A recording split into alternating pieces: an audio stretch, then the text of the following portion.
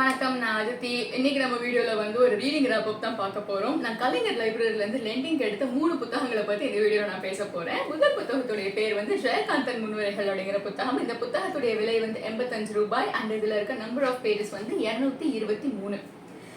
இரண்டாவது புத்தகம் வந்து முத்துலிங்கம் அவர்கள் எழுதின அமெரிக்க உளவாளி அப்படிங்கிற புத்தகம். இந்த புத்தகத்துடைய விலை வந்து 280 அண்ட் நம்பர் ஆஃப் பேஜஸ் வந்து 241.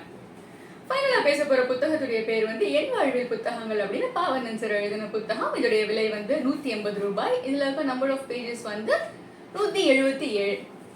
ஃபர்ஸ்ட் நம்ம ஜெயகாந்தன் சாரோட புத்தகத்துல இருந்து ஆரம்பிக்கலாம். இந்த புத்தகத்துல வந்து முன்னுரைகள் அப்படின்னு போட்டிருக்காங்க இல்லைங்களா. ஸோ ஜெயகாந்தன் சார் வந்து அவருடைய கதைகள், சிறுகதைகள், நாவல்ஸ் அதுக்கெல்லாம் முன்னுரைன்னு எழுதியிருப்பாங்க இல்லைங்களா, ப்ரிஃபேஸ். அந்த ப்ரிஃபேஸ் எல்லாமே தொகுத்து தான் இந்த நாவலை வெளியிட்டிருக்காங்க அவங்க.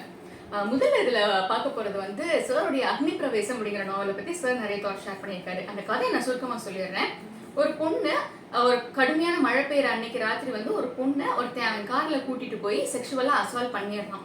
இந்த பொண்ணு வீட்டுக்கு போறாங்க. அவங்க அம்மாவுக்கு வந்து இனிஷியலி அந்த பொண்ணை பார்த்தோன்னே எரிச்சு கொண்டுடலாம் அப்படிங்கிற அளவுக்கு கோவம் வருது. அதுக்கப்புறம் அவங்க அம்மா வந்து அந்த பொண்ணு தலையில ஒரு குடம் தண்ணியை ஊத்திட்டு போய் வேலையை பாரு அப்படின்னு சொல்லிடுவாங்க. அதுக்கப்புறம் அந்த பொண்ணு காலேஜுக்கெல்லாம் போகும். எப்போ போயிட்டு வர்றப்பையும் அந்த காரை பார்க்குறப்ப மட்டும் அந்த பொண்ணுக்கு ஒரு மாதிரி இருக்கும். அந்த கார் இல்லை, எந்த காரை பார்க்குறப்பயுமே வந்து அந்த பொண்ணுக்கு டக்குனு ஒரு மாதிரி இருக்கும். அவ்வளோதான், அதோட கதை முடிஞ்சிடும். இது வந்து எழுதி அத்தனை வருஷங்களுக்கு முன்னாடி எழுதின கதைங்கிறதுனால கடுமையான எதிர்வினைகள் இதுக்கு. அந்த பொண்ணு தலையில தண்ணி ஊற்றிட்டா எல்லாமே சரியா போயிருமா அப்படின்னு கேட்டிருக்காங்க. அப்போ சார் கேட்குறாரு, சரி தலையில தண்ணி ஊற்ற வேணாம், வேற என்னத்தை ஊற்ற சொல்றீங்க? அந்த பொண்ணுக்கு நடந்தது ஒரு தப்பு. அந்த பொண்ணுக்கு அதை வந்து அந்த பொண்ணு அடுத்து எப்படி தாண்டி வர்றா அப்படிங்கிறத பற்றி தானே நம்ம பேசணும். அதை தாண்டி வந்து நம்ம போயிட்டு அதையே ஸ்க்ரூட்டனைஸ் பண்ணிக்க கூடாது இல்லை. நிறைய பேர் வந்து இப்போ அந்த பொண்ணுடைய கணவனுக்கு வருங்காலத்தில் இந்த விஷயம் தெரிஞ்சா என்ன ஆகும். ஸோ உங்களை வந்து நீங்கள் அந்த பெடஸ்டல்ல வச்சு பார்க்காதீங்க. See, assault happens everywhere. இன்னைக்கு சார் இது எழுதின காலகட்டத்தில் வந்து கம்மியாக இருந்திருக்கு அசால்ட்ஸ் எல்லாம். இப்போ வந்து it's becoming very very normal. இந்த செக்ஷுவல் ஹராஸ்மெண்ட்லாம் நம்ம டெய்லி பேப்பரை திறக்கிறப்பவே வந்து ஒரு 4 இடங்கள்ல இருக்கும்.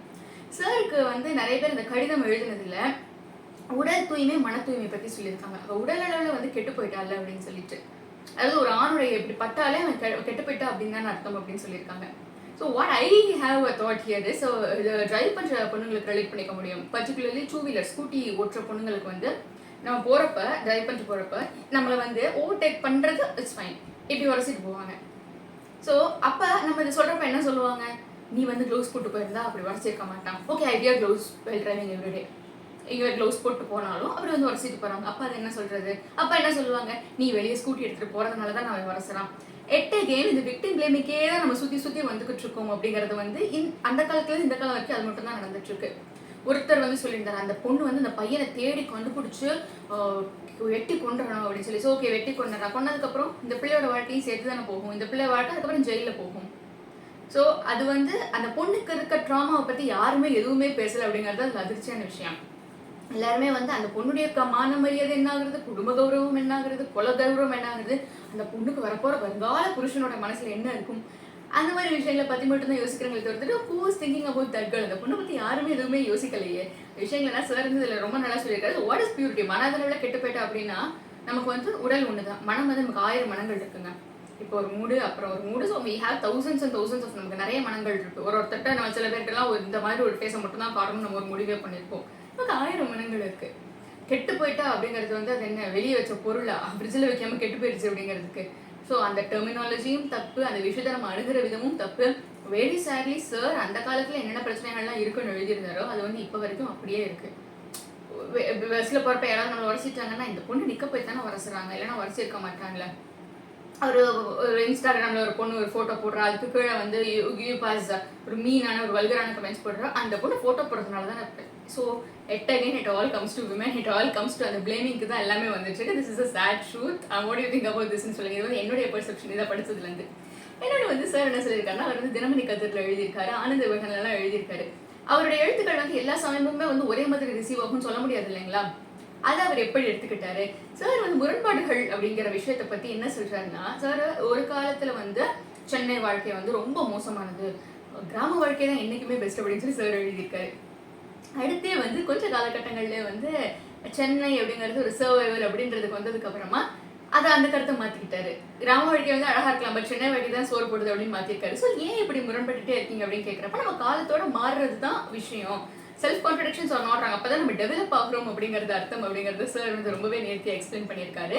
உலகத்தை பார்க்குற விதம் அப்படின்னு ஒன்று இருக்கு இல்லைங்களா, அப்ப சார் வந்து திருதராஷ்டிரர் கண்ணு தெரியாதவர் மகாபாரதத்துல, அவர் வந்து துரியோதனனையும் கூப்பிடுறாரு, தர்மரையும் கூப்பிடுறாரு, போய் இந்த உலகம் எப்படி இருக்குன்னு பார்த்துட்டு வாங்க, இந்த ஊர் எப்படி இருக்குன்னு பார்த்துட்டு வாங்க அப்படிங்கிறப்ப இது வந்து தர்மர் வந்து போயிட்டு பார்த்துட்டு செம்மையா இருக்கு இந்த உலகம், எல்லாருமே எவ்வளவு நல்லவங்களா இருக்காங்க, இவ்வளவு இதா இருக்காங்க அப்படின்னு சொல்லிடுறாரு. துரியோதனன் வந்து போய் பார்த்துட்டு ஆண்கள் எல்லாம் வந்து காமகர்களா இருக்காங்க, பெண்கள் எல்லாருமே வந்து எப்படான்னு ஒரு மாதிரி வேசிகளா இருக்காங்க, அந்த ஊரே வந்து ஒரு மாதிரி காமத்துக்கு அலையிற ஊர் மாதிரியே இருக்கு, காமம் கொள்ளையடிக்கிறது அப்படின்னு இருக்காங்க அப்படின்னு சொல்லியிருக்காரு. So the way you perceive the world is completely different. ஒருத்தரோட பெர்செப்ஷன் எப்படி தான் இருக்கு அப்படிங்கறத சார் வந்து ரொம்பவே அழகா இதுல எக்ஸ்பிளைன் பண்ணியிருக்காரு.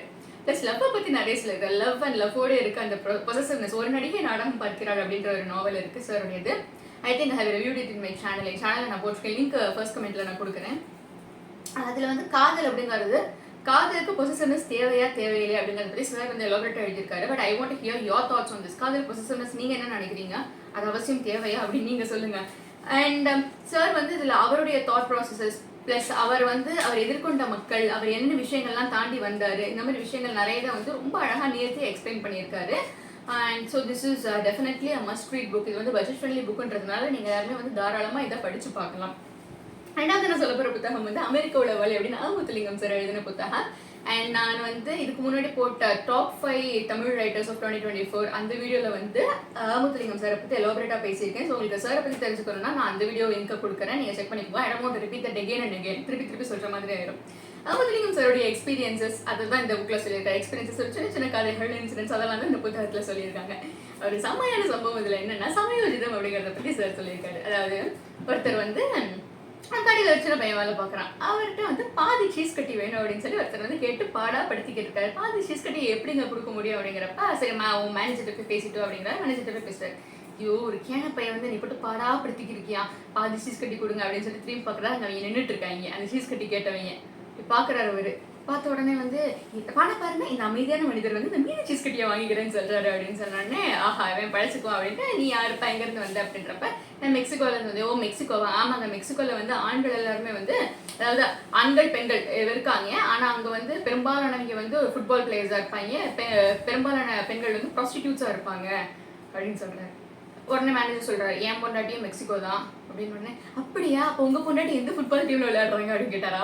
இவன் படைச்சுப்பா. ஸோ வாட் இஸ் அந்த சமயோஜிதம் அப்படிங்கிறது என்ன அப்படிங்கிறது ரொம்பவே நேர்த்தி எக்ஸ்பிளைன் பண்ணியிருக்காரு. உலகத்தோட பயங்கரமான ஆயுதம்னா எது நீங்க நினைக்கிறீங்க?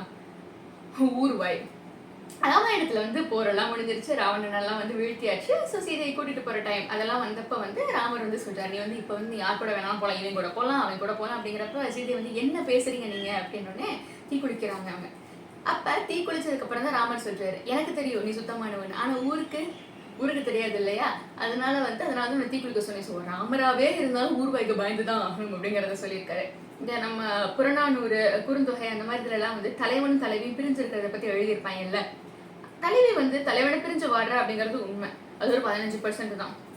மிச்சம் 75% வந்து ஊர்க்காரங்க சொல்றது. பத்தியா எனக்கு அப்பவே தெரியும் அவன் திரும்பி வரமாட்டான், பட்டணத்துக்கு போனவே இவ்வளவு தேடி திரும்பி வருவானா அப்படின்னு சொல்லி அவன் யோசிக்கிறது தான். அது அந்த எண்ணத்தை வந்து தப்பாக்கணும் அப்படிங்கிறதுக்காகவே தலைவன் வரணும் அப்படின்னு நினைக்கிறேன். ஸோ ஊர்வாய் அப்படிங்கிறது உலகத்திலே பயங்கரமான ஒரு ஆயுதம். நம்ம இப்ப சொல்றது வந்து 4 பேர் 4 விதமா பேசுவாங்க, 4 பேர் எப்பயும் பேசிட்டு தான் இருப்பாங்க. we should take நம்ம வந்து என்ன விஷயத்துக்கு கேர் பண்ணிக்கணும் அப்படின்னா we should not become one of those. நம்ம இந்த 4 பேர்ல ஒருத்தர் டெஃபினட்டா யாருக்குமே மாறிடக்கூடாது, which is pretty haunting. இந்த மாதிரி விஷயங்களை சார் இதில் எக்ஸ்பிளைன் பண்ணியிருக்காரு. சார் வந்து இந்த மாதிரி நிறைய சம்பவங்களை தான் தொகுத்து தான் இந்த புக்கை எழுதியிருக்காரு, which is such an amazing book. நீங்கள் டெஃபினட்டாக ட்ரை பண்ணி பார்க்கணும் இந்த புக்கையும். அண்ட் அடுத்ததாக ஃபைனலாக சொல்ல போகிறது வந்து பாவனன் சார் எழுதின என் வாழ்வில் புத்தகங்கள் அப்படிங்கிற ஒரு புக்கை. இந்த புக்கு வந்து என்ன அப்படின்னா சாருடைய சின்ன வயசு எக்ஸ்பீரியன்ஸஸ், சார் வந்து எப்படி படிச்சாரு, சாருக்கு வந்து படிக்கிறதுக்கு அதாவது புக்ஸ் ரீட் பண்றதுக்கு சொல்லி கொடுத்தது யாரு, என்னென்ன விஷயங்கள்லாம் அவர் கற்றுக்கிட்டாரு. அதாவது நமக்குலாம் லைஃப்ல ஒரு டீச்சர் இருப்பாங்க இல்லைங்களா, இந்த டீச்சர் தான் எனக்கு இங்கிலீஷ் சொல்லி கொடுத்தாங்க, இவங்களால தான் நான் வந்து நல்லா எழுதுறேன் அப்படிலாம் நமக்கு ஒரு விஷயம் இருக்கும் இல்லையா, அந்த மாதிரி எல்லாத்தையுமே சார் வந்து இந்த புக்ல எலாபரேட்டா சொல்லியிருக்காரு. சார் வந்து எப்படி பொன்னியின் செல்வன் படிச்சாரு, அவங்க அப்பா உடம்பு சரியில்லாம இருந்தப்ப அவங்க ஃப்ரெண்டுடைய அக்கா தான் சாருக்கு வந்து பொன்னியின் செல்வன் அப்படிங்கிற புத்தகத்தை கொடுத்துருக்காங்க. சாரும் வந்து அதை ரொம்ப விரும்பி படிச்சிருக்காரு. அந்த ஒரு மாச காலகட்டம் வந்து என் வாழ்க்கையில இருந்த கஷ்டங்கள் எல்லாத்தையுமே மறக்க வச்சுச்சு அப்படின்னு சொல்லியிருக்காரு சார். இந்த காக்கா குருவி ரைம்ஸ் எல்லாம் வரும் இல்லைங்களா, அதுல வந்து இந்த காக்காவும் குருவியும் மை கொண்டுட்டு வரும், பூ கொண்டுட்டு வரும் அப்படிலாம் சொல்றப்ப இவர் நினைச்சிருந்திருக்காரு சின்ன வயசுல, அப்பா எனக்கும் வந்து நான் வீட்டுக்கு வெளியே போய் பாருன்னா மைய பூலாம் கொண்டு வந்தேன், எங்க அம்மாவுக்கு எங்க தங்கச்சிக்கெல்லாம் நான் கொண்டு போய் கொடுப்பேன் அப்படின்னு சொல்லி யோசிச்சிருக்காரு. வெரி சேட்லி காக்கா குருவி எங்க மைய பூலாம் கொண்டு வந்து கொடுக்கும். ரொம்ப கஷ்டப்பட்டு ஒருத்தருடைய மனசை வந்து தேத்திருக்காரு இல்ல அப்படின்னு சொல்லிட்டு. புக்கு படிக்கிறதுக்காக இவர் வந்து 5 பைசாவா சேர்த்திருக்காரு. அதாவது இப்போ ஒரு புக்கை நம்ம வந்து கடன் வாங்கி படிக்கணும் அப்படின்னா ஒருத்தர் தான் வந்து கிளாஸ்ல பணக்கார வீட்டு பையனா அந்த பையன் கிட்ட இந்த காமிக்ஸ் எல்லாம் இருக்கும். நிறைய காமிக்ஸ் பத்தியும் பேசியிருக்காரு. சிந்துபாத் அந்த டயத்துல வந்தது இல்லைங்களா, அந்த அம்புலிமாமா சின்ன சின்ன காமிக்ஸ் அதெல்லாம். அந்த பையன் இந்த புக்கை வச்சிருந்திருக்கான். அவரோட தடவை படிக்கப்ப 5 பைசா. பையன் கஷ்டப்பட்டு காசு சேர்த்து கொடுத்து படிச்சிருக்காரு. அங்க அப்பா வந்து பட்டாணி கடைக்கு காசு கொடுப்பாரு. அந்த பட்டாணி கடையில காசை 3 நாள் சேர்த்து வச்சு கடையில் தொங்குற ஒரு புக்கை வாங்கி படிச்சிருக்காரு. So how reading shaped up his mind. Plus வந்து ஒரு பேச்சு போட்டியிலலாம் அவர் வந்து சரி ஒரு தலைவர்களை பத்தி பேசணும் அப்படின்றப்ப இந்த தலைவரை பத்தி பேசலாம் அப்படின்னு உடனே பாவனன்சர் வந்து ஆப்ரஹாம் லிங்கன் அப்படின்னு சொல்லியிருக்காரு. அவங்க டீச்சர் வந்து கேட்டிருக்காரு, சரி Abraham Lincoln is very good choice, நல்ல ஒரு மனிதர், ஒரு மாபெரும் மனிதர்னே சொல்லலாம். ஆனா உனக்கு ஏன் இந்திய தலைவர்கள் யாருமே ஞாபகத்துக்கு வரல, தமிழ் தலைவர்கள்லாம் ஏன் யாரும் ஞாபகத்துக்கு வரல அப்படிங்கிறப்ப எனக்கு தெரியாதுங்க, அதெல்லாம் படிச்சது கிடையாது அப்படின்னு. சார் வந்து ஒரு 2-3 புக்ஸ் எல்லாம் அவருடைய தமிழ் 2-3 புக்ஸ் எல்லாம் கொடுத்துருக்காரு. நீ இதெல்லாம் டெஃபினட்டா நீ படிக்கணும் அப்படின்னு சொல்லிட்டு இதெல்லாம் நீ படிச்சேன்னு நீயே தேடி தேடி போய் படிப்ப அப்படின்னு சொல்லியிருக்காரு.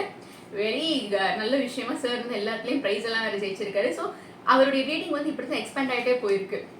அதெல்லாம் வந்து சார் ரொம்பவே நேர்த்தியா சொல்லியிருப்பாரு. பிளஸ் வந்து ஒரு டீச்சரும் வந்து ஒரு பத்தி படிக்க சொல்றவங்க டீச்சர்ஸ், அப்ப அதன் மூலமா வாசிப்பை தூண்டினவங்க அவரை வீட்டுக்கு கூட்டு வந்து காஃபி ஸ்நாக்ஸ் எல்லாம் கொடுத்து இதுதான் பையல் மாதிரி இது வந்து என்ன புக் வேணாலும் எடுத்துக்கலாம் அப்படின்னு சொன்ன டீச்சர்ஸ் எல்லாரையுமே பத்தி சார் வந்து ரொம்ப ஹையா சொல்லியிருக்காரு. So this is yet another amazing day. So இந்த 3 புத்தகங்களை பத்தி நீங்க என்ன நினைக்கிறீங்கன்னு கமெண்ட்ல சொல்லுங்க. How is this video? நான் வந்து அடுத்த வீடியோவை வந்து my top 10 Tamil books of 2024 பத்தி பேச போறேன். So please do subscribe to my channel for more such videos. Thank you.